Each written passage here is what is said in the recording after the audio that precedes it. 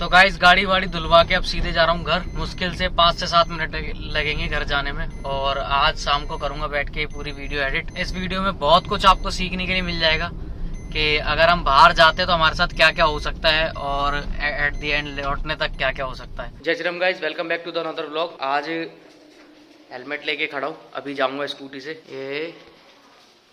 ये देखो भाई, मोहित आ गया स्कूटी लेके। निकल रहा हूँ मैं अभी। प्रांशु है गाड़ी पे, अभी बताता हूँ बाकी सारी स्टोरी। प्रांशु गाड़ी पे क्यों है। चल भाई चल। अरे चलना यार, मुंह में लेटरिंग ना करी। अरे कोई बात ना। ना दे, ये सब रिकॉर्ड हो रहा है जो तू बोल रहा है, गंदी बात मत बोल। अरे चल यार जल्दी चल फटाफट। अरे मेरे पास सामान ज्यादा आज यार, लैपटॉप है, ये बैग है, चलना। तो दिक्कत है यार। अरे नहीं आएगा उसमें, कुछ भी नहीं आएगा उसमें से। बहुत कुछ आएगा। अरे नहीं आएगा ना, लैपटॉप आएगा ना ये आएगा। तो गाइस अभी 46 में प्रांशु से गाड़ी ले ली है। टाइम हो गया है 8:25। और भाई पता है गो वगैरह सब कुछ खोल दिए, लेकिन अभी ड्यूटी नहीं आ रही। 6 तारीख है आज भाई। 4 तारीख को तो जैसा आपको पता है मेरा जन्मदिन था, लेकिन मैं वापस कैसे आया बिजनौर से मैं आपको बता देता हूँ। कहानी थोड़ी सी लंबी है। बिजनौर में मैं खड़ा हुआ था तो भाई वहाँ पे कम से कम 6-7 अर्टिगा और आ गई, और डिजायर और वैगनार कोई सी भी नहीं थी वहाँ पे, सिर्फ अर्टिगा थी 6-7। तो भाई अर्टिगा में काम वहां से आ ही नहीं रहा था, तो सारी अर्टिगा सवारियां भर भर के जा रही थी। तो मेरा नंबर भी भाई मैंने लगवा लिया। मैंने कहा भाई मेरा भी जन्मदिन है, मुझे भी दे।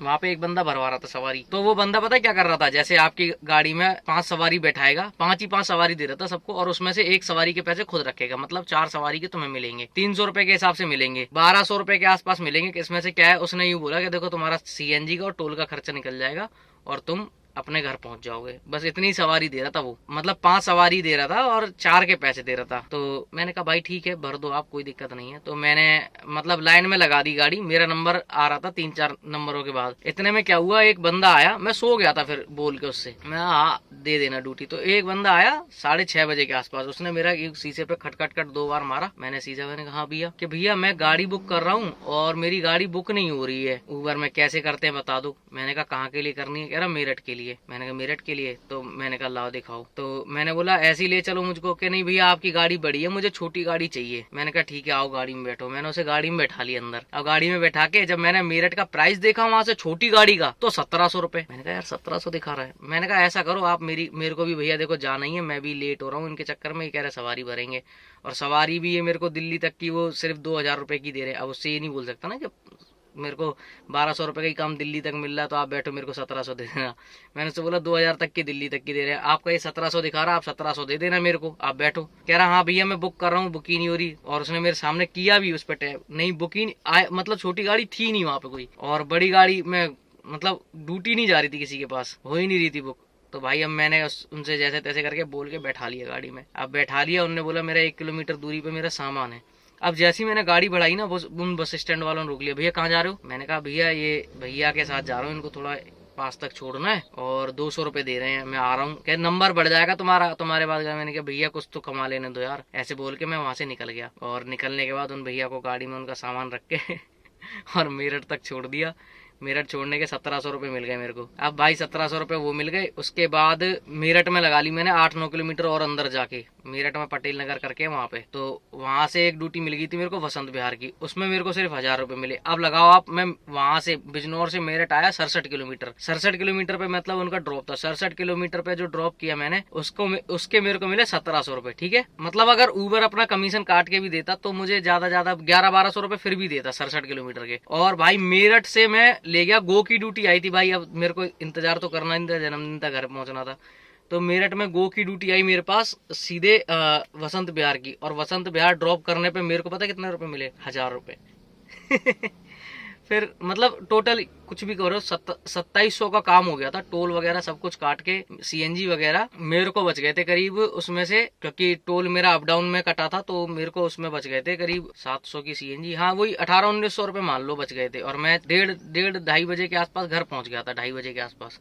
और भाई घर जाते ही मैं सो गया। सो के उठा, तो जब मैं सो के उठा 7:30 बजे के आसपास उठा था मैं सो के। तो भाई बच्चे घर पे, भानु भैया के बच्चे आ गए थे और साक्षी है, साक्षी थी घर पे। साक्षी को जो नहीं जानते, प्रांशु की बहन है छोटी। तो साक्षी बोलने लगी कि अरे कुछ खिला दो, बर्थडे है, पार्टी वार्टी। वैसे तो मन ही नहीं कर रहा था उठने का, मैंने कहा चलो ठीक है। तो जैतपुर में एक चौपाटी नाम की एक है, मतलब रेस्टोरेंट है, अच्छा है, बैठने लायक, शाम के लिए अच्छा है, बहुत अच्छा है। शाम को वहाँ पे व्यू वगैरह भी अच्छा आता है। तो वहाँ गए, वहाँ जाके बच्चों को खाना वाना खिलाया, लौटा के ले आए घर। और उसके बाद कल मैं क्यों नहीं निकला 5 तारीख, तो कल हुआ ऐसा, मेरे पापा के एक मौसा जी हैं, उनकी तबीयत बहुत ज़्यादा ख़राब थी। तो दिल्ली में उन्होंने मेट्रो हॉस्पिटल में भी इलाज कराया और अपोलो में इलाज कराया, सफदरजंग में दिखाया, लेकिन उनको कुछ फ़र्क नज़र नहीं आ रहा था। तो भाई उन्होंने बोला मुझे गाँव जाना है, मुझे नहीं पता कैसे भेजोगे, गाँव जाना है। तो चाचा का फ़ोन आया उनके लड़के का कि भाई ऐसे ऐसे बात है पारस, क्या करना है। मैंने कहा पापा से बात कर लो। पापा से बात करी तो उन्होंने बोला गाड़ी भेज दो। तो कल सुबह प्रांशु, मतलब रात भर तो उन्होंने कंट्रोल किया, फिर सुबह जब उनसे कंट्रोल नहीं, उनको पेन वेन ज़्यादा हो गया, तो उन्होंने बोला मैं घर भेज दो कैसे भी करके। तो पापा ने फिर भेज दी गाड़ी। तो मैंने कहा यार मेरे को तो नींद सी है, मैंने कहा प्रांशु को भेज दो। तो प्रांशु चला गया था यहाँ से। अब वो भाई, तो प्रांशु यहाँ से गया, उन्हें लेके छोड़ा वहाँ पे। वहाँ से प्रांशु कुछ काम करके आ गया था, करीब 5,000 रुपये का, 5 नहीं 6,000 रुपये का, 5 और 1 6, हाँ 6,000 रुपये का। और दोनों साइड से सीएनजी लगी उसकी, मतलब टोटल उसने खर्चा किया 1,700 रुपये का, 1,700 रुपये का खर्चा किया है। और गाड़ी मुझे दे दी है, गाड़ी धुलवा के दी है 1,700 रुपये में, मतलब सीएनजी वगैरह सब कुछ लगा के। और 500 रुपये तो यार मेरा टोल भी कटा था, फास्टैग से मैंने काटा ही नहीं। मैंने यार हिसाब किताब गलत जोड़ दिया प्रांशु का, और आधे पैसे दे के भगा दिया मैंने, क्योंकि आजकल वो कभी कभार गाड़ी चला रहा ना, तो आधे पैसे दे के भगा, आधे पैसे देता हूँ उसे। मैंने टोल के पैसे जोड़े ही नहीं। तो अभी 250 रुपये प्रांशु से और लेने हैं। जो भी है, प्रांशु ने मतलब वहां से एटा से आने तक, यहाँ तक और यहाँ पे दिल्ली मिला के 6,000 रुपये का काम कर लिया टोटल। और 6,000 में से 1,700 रुपये माइनस हो जाएंगे, वो सारी सीएनजी लगा के। तो अब क्या बताने वाले हम, मतलब मेन बात क्या करने वाले थे। अब हाँ, अब आज का काम शुरू हो रहा है। अब देखो कितना काम हो पाता है। अभी तक कोई ड्यूटी नहीं बजी भाई। देखो अगर तुम यकीन न मानो तो मैं तुम्हें दिखा देता हूँ। गो वगैरह सब कुछ खुली हुई है, देखो सारी राइडें खुली हुई हैं। और यहाँ पे गाड़ियाँ भी बहुत खड़ी हुई हैं, देखो ये बगल में वैगन खड़ी है, और मेरे पीछे बहुत गाड़ियाँ खड़ी हुई हैं, अभी दिखाई नहीं दे रही होंगी। काम बहुत ज़्यादा डाउन है, गो का भी काम नहीं है, एक्सल का तो छोड़ो। तो गाइस नोएडा से एयरपोर्ट की ड्यूटी मिल गई थी, और 38 किलोमीटर के 947 रुपये मिल गए हैं। और अभी एयरपोर्ट पे हूँ, टॉयलेट से आ रहा हूँ। भाई देख रहे हो कितने कस्टमर हैं, लेकिन फिर भी ड्यूटी नहीं आ रही अभी। देखो क्या मिलता है यहाँ से अभी। तो गाइस सुबह 9:30 बजे से खड़ा हुआ हूँ, और खड़े खड़े बहुत ज़्यादा मूड खराब हो गया था, और ऐसा लग रहा था अब कुछ क्या करूँ। एयरपोर्ट पे ही खड़ा हूँ, देखो पार्किंग में ही हूँ। अभी एक ड्यूटी आ गई है गोरखपुर की। क्या मजा आ रहा है। गोरखपुर की ड्यूटी आ गई है। अब देखो कितना पैसा मिलता है हमें। करीब वो जिन कस्टमर को अभी फ़ोन भी लगा लिया मैंने, तो कह रहे भैया करीब 5-7 मिनट उन्हें बाहर आने में लगेंगे। उनकी फ़्लाइट थी, वो कैंसिल हो गई है, तो वो वहाँ से बाहर आ रहे हैं, काउंटर से बाहर आ रहे हैं भाई। अराइवमेंट मतलब नीचे आ रहे हैं, ऊपर है डिपार्चर पे। तो कह रहे हैं भैया मेरे को थोड़ा सा टाइम लगेगा, मैं आ रहा हूँ आपके पास। तो देखते हैं क्या होता है, कितने पैसे बनते हैं हमारे गोरखपुर, और हम कितने टाइम में पहुँचते हैं। 850 किलोमीटर है। पहले तो पिकअप हो जाए, उसके बाद समझ में आए, क्योंकि देखो ऐसे ना पिकअप होता नहीं बहुत जल्दी ऐसी ड्यूटियों पे। तो गाइस गोरखपुर वाला पिकअप हो गया है, ये 2 भैया हैं हमारे साथ, ये जाएंगे गोरखपुर। चलते रहते हैं रास्ते में, दिखाते रहते हैं क्या क्या होता है अपने साथ। अभी एयरपोर्ट से निकल चुके हैं हम लोग। भैया की फ़्लाइट कैंसिल हो गई, इसलिए भैया जा रहे हैं हमारे साथ कैब में। तो गाइस अभी आ गया हूँ, सीएनजी पंप ले रहा हूँ। सीएनजी इतनी औकात नहीं भाई, सीएनजी पंप ले लूँ। सीएनजी ले रहा हूँ मथुरा वाले, वो वृंदावन वाले सीएनजी पंप पे। फिर उसके बाद, क्योंकि सबको पता है लखनऊ जाने वाले रास्ते में फिर इसके बाद एक ही पंप पड़ता है, वरना हमको रास्ते से बार बार नीचे उतरना पड़ेगा। तो अभी यहाँ पे भरा लेंगे वृंदावन पे, तो हम पहुँच जाएंगे कर्रई वाले पे। कर्रई पे एक जगह है इटावा कर्रई, तो वहाँ पे एक फिर सीएनजी पंप, उसके लिए भी यू टर्न मारना पड़ता है। इस साइड पे कोई सीएनजी पंप मतलब है जो, वो है शायद 250 प्लस चलने के बाद, लखनऊ वाले एक्सप्रेस पे 250 प्लस चलने के बाद। और इस वाले एक्सप्रेस वे पे हम चलने वाले हैं अभी। अरे मैं नीचे उतर आया ना, इसलिए दिखा नहीं रहा। लगभग इस वाले एक्सप्रेस वे पे हम 74 किलोमीटर के और आसपास चलने वाले। उसके बाद हमें लखनऊ एक्सप्रेस वे मिलेगा, उसके बाद 250 किलोमीटर। तो इतना सीएनजी नहीं चलती। तो अभी पहले यहाँ लेंगे, फिर कर्रई पे लेंगे, फिर उसके बाद जहाँ मैं बता रहा हूँ जो 250 पे है वहाँ भी एक बार ले लेंगे, फिर क्योंकि लखनऊ में घुस जाएंगे फिर हम, है ना। तो मतलब जहाँ जहाँ सही उससे मिलती जाएगी। यहाँ पे भी आज ज़्यादा लाइन नहीं थी, तो अभी यहाँ पे पहले ले लेते हैं, उसके बाद चलते हैं आगे। बाकी कस्टमर गए हैं कॉफी वॉफी पीने। तो गाइस लखनऊ से पहले वाला सीएनजी पंप है, वहाँ पे पहुँच गया हूँ। और भाई कर्री पे एक सीएनजी पंप था, वहाँ पे सीएनजी नहीं मिली हमें। तो हमारी गाड़ी 60-65 किलोमीटर के आसपास पेट्रोल पे चल चुकी है। कोई ये नहीं था मतलब पेट्रोल पे चलेगी, ऐसा कुछ था नहीं। लेकिन क्या करें भाई, जब सीएनजी नहीं मिली वहाँ पे कुछ लीकेज वगैरह का कोई प्रॉब्लम था, तो सीएनजी नहीं मिली।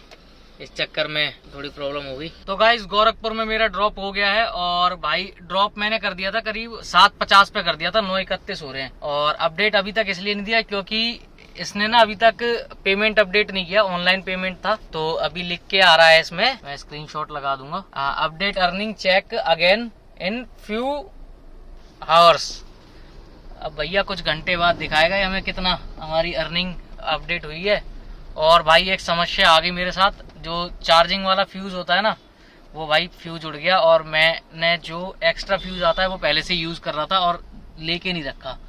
और भाई अगर भानु भैया को फोन करके ये बात बता दी ना तो 50 गाली देंगे कम से कम, क्योंकि उनने मेरे से बहुत पहले बोला था लेने के लिए फ्यूज और मैंने नहीं लिया। अब मेरे को लगता है कि मेरी क्लास लग जाएगी बहुत बुरी तरीके से अगर यहाँ पे मेरे को फ्यूज नहीं मिला तो। और मेरे फ़ोन में बैटरी खैर अभी तो है, लेकिन भाई ज़्यादा देर तक नहीं चलेगी, क्योंकि पता है ओला उबर की डिवाइस पे बैटरी कितनी चलती है। अब बड़ा यार समस्या है, डिवाइस बंद नहीं कर सकता। अगर डिवाइस बंद कर दी तो ड्यूटी नहीं आएगी, क्योंकि अगर आप इंटरसिटी आते हो और आपकी डिवाइस बंद करके चालू कर दी आपने, तो जो आपको तुरंत वापसी की ड्यूटी मिलती है वो नहीं मिलेगी। और भाई सोना भी है मेरे को, मैं सोच रहा था फ़ोन वोन चार्जिंग पर लगा के सो जाऊँगा। क्या करूँ यार, अब पहले ये ढूंढ लूँ उसके बाद सोना ही होगा।